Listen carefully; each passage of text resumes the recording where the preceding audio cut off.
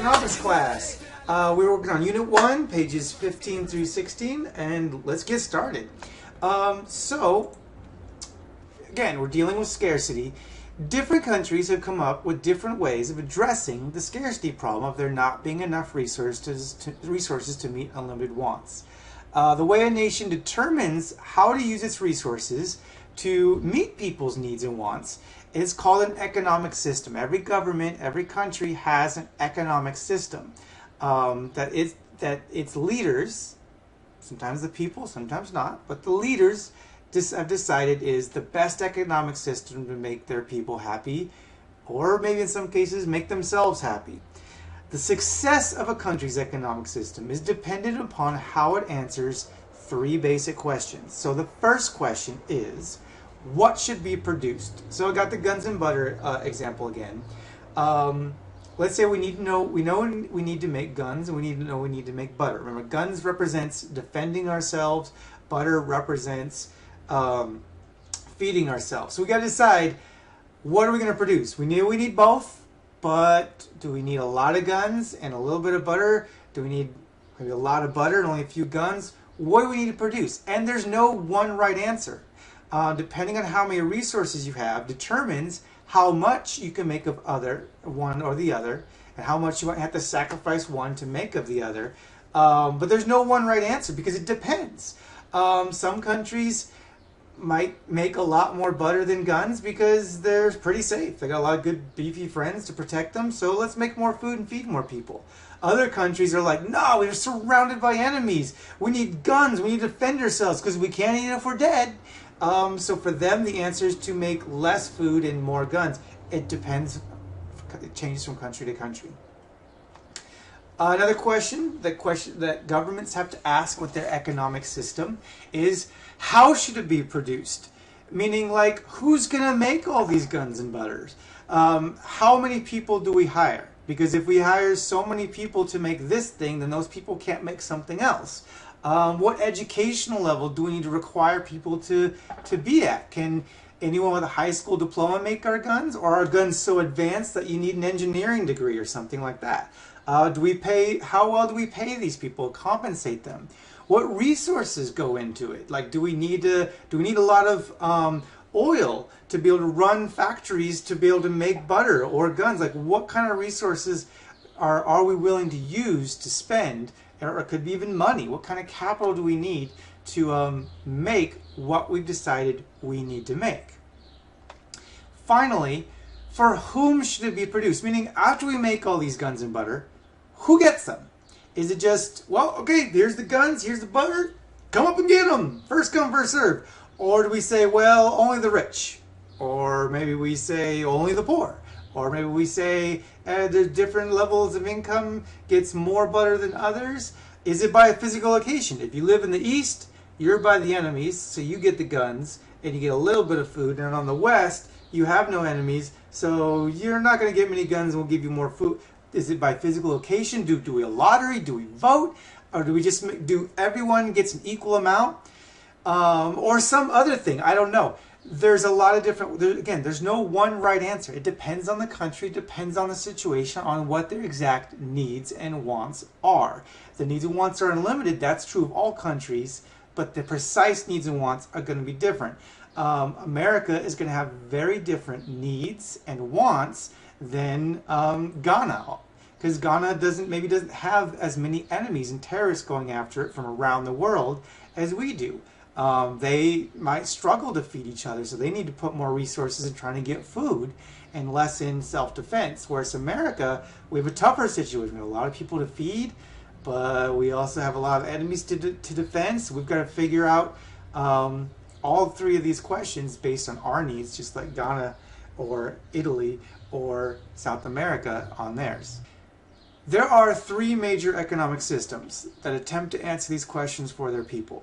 Not only three, there's different mixes and stuff, but there's three core ones that have occurred over history, and people have had variations on them.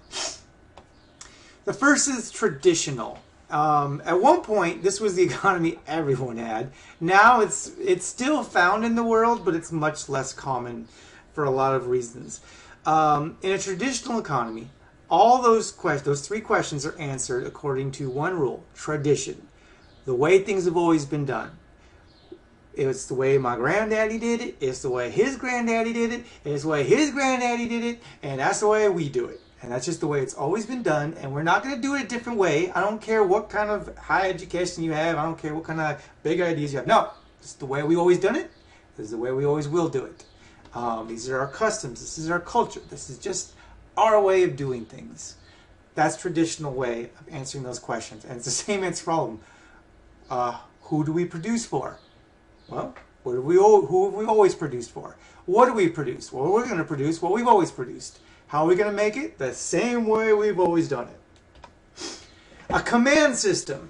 A command system is when the government, whether it's one individual like a tyrant or a king, or maybe it's an elected group of people, or maybe it's like a political party, whatever. Whoever the leadership is controls all factors of production: land, labor, capital, and even entrepreneurship to an extent. And they answer all the questions for everybody. So there's a leadership. They got those three questions, and they just decide based on what they think is in the best interest of the people, themselves, whatever. And the people just got to do what's told to them. Hopefully that their leaders are giving them good commands, good orders for production. But whatever they are, they have to follow them. Finally, there's a market economy. In a pure market economy, economic decisions are made not by the government, but by individuals looking out for their own and their family's best interests. So what gets made depends on the people. People decide, I'm going to make footballs because I can sell a lot of footballs. I'm really good at making great quality footballs, so I'm going to make that.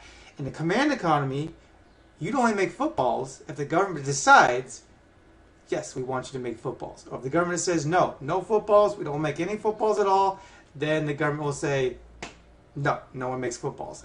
But in the market, if you think you can make a football, and if you think you can sell that football, go ahead, do it. Guns and butter, same thing. You think you can make some guns and butter? Fine, go ahead and make it. See what you can do with it. That's a market economy. The government in a pure market economy doesn't tell you what you can and cannot make, what you can and cannot sell. They don't tell you how you can make it. So like in command economy, they might say, okay, you can make a football, but you can only use tools that are made out of wood. But in a market economy, you can make the football however you want. You're the one who's got to figure out all those questions yourself. And the people who answer the questions poorly, their businesses die and they go away. And the people who answer those questions in a way that actually meets people's wants and needs, they are successful and become part of the economy. The market this all happens in what's known as the market, which is the voluntary exchange of goods and services between buyers and sellers. This can happen at a local level, between you and your neighbor, or you and a business, or it can happen on a global level. Like for example, cars. We got cars made by a lot of different manufacturers from all over the world. Toyota makes a car, America makes cars, and they put them out into the market and see who's going to buy more of their cars. Or maybe you'll buy enough for both so they both can survive. It's not like only one can survive. That's the market. What gets made is dependent on what people are actually wanting, and they decide that for themselves. Also in a market economy, you see what's called a circular flow of income. And in this case, everybody's a job creator. In a traditional economy, your job is pretty much probably what your dad did, and what his dad did, and what his dad before that. Usually it's very male-dominated society. That's why I'm using him, not trying to be sexist. But in a command economy, you get the job the government tells you to. You're going to be a physicist, you're going to be a football maker, you're going to be a butter churner, and you're going to be a gun maker. And they just decide. Now, hopefully they're deciding based on your abilities, but again, they make all the decisions. You don't get to decide, well, I don't want to be a gun maker. I want to make flowers. Nope, sorry, gun maker. Get to work. Circular flow of income means everybody is a job creator, meaning because businesses that succeed can grow, and that means they can hire more people. And the more people they hire, the more people they pay. And if you're paying people, that means enough money for them to exceed their needs. Like you got just enough money to survive, but if you got more than that from your job, then you're going to buy things. Well, if you buy things, then that company you're buying from becomes successful. They can grow, hire more people, pay those people, which then can take money and buy things and keep the economy growing and growing and growing. And both businesses and people pay taxes, which supply the government, which gives the government the ability, the finances to protect our rights, to regulate businesses to make sure they don't take advantage of us, but also to make sure businesses have certain protections so that everything's fair between business and business. So that's what's called circular flow of income. It goes in a circle from money goes from businesses to households to government. So when we have a big crash like we did in 2008, we've been struggling to recover because businesses haven't been growing, they've been cutting back, they're not paying people as well. That means people don't spend money, but if people aren't spending money, that means businesses do even worse, and it becomes a circle, kind of like a spiral down. So makes a market economy very, very complex, because businesses, if they want to grow, people need to spend money, but if they're not paying people, people can't spend money. So if you hear in the news about like the businesses, the job creators, that's just not true. Everybody is a job creator. They are job creators, but so are you. If you're not spending money, then you're not able to help create jobs. But then if you're not getting paid money, or if you're getting very little just enough to survive, then you're not going to be able to help the economy because you just can't. You're not getting paid enough, which means businesses will do worse. Everybody's a job creator.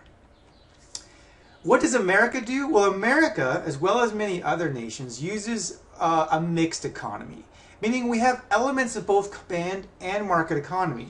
We have a lot of freedom in America to make the decisions of what we want to make, what we want to buy, how we want to buy it, how we want to make it, we can answer a lot of those questions, but there are some things where the government says, no, you can't do that. For example, if a government or if a business wants to say, hey, we sell cars that are the safest in the world, and if you buy our car, you'll any accidents you happen, you'll be totally safe, and you'll be totally protected. And the truth is, they're the worst cars. If you breathe on them, they'll fall apart and kill you. Government says you can't do that. You don't have that much freedom. There are some freedoms you don't get to have, and so that's where a government says, no, you can't do that. So it's a mix. It's not a free market. Completely 100% one would say, no, government can't say anything. A mixed economy, we take some command to say the government can step in and say, no, you can't do that, or you must do this. But then it also makes sure it doesn't cross a certain line where nobody can make any decisions for themselves. It's a mixed economy, and there's a lot of different variations of a mixed economy. It can change a lot from one country to another, depending on what those people's needs are. So we might be compared to Canada or England as far as our economy and our government, and there's a lot of similarities between us. But there's also a lot of differences. So we can't just take, if there's a weakness in our government, we can't just go, well, let's just do what the Canadians or the English do, because, well, what if they have different needs? What if a plan they have works there because their people want different things? So that means it wouldn't work for us. Or maybe it would. We can try things out, but that's why a mixed economy is just a mishmash of all the economies based on the needs and wants of its population. And that's it for this video, and I'll see you in class.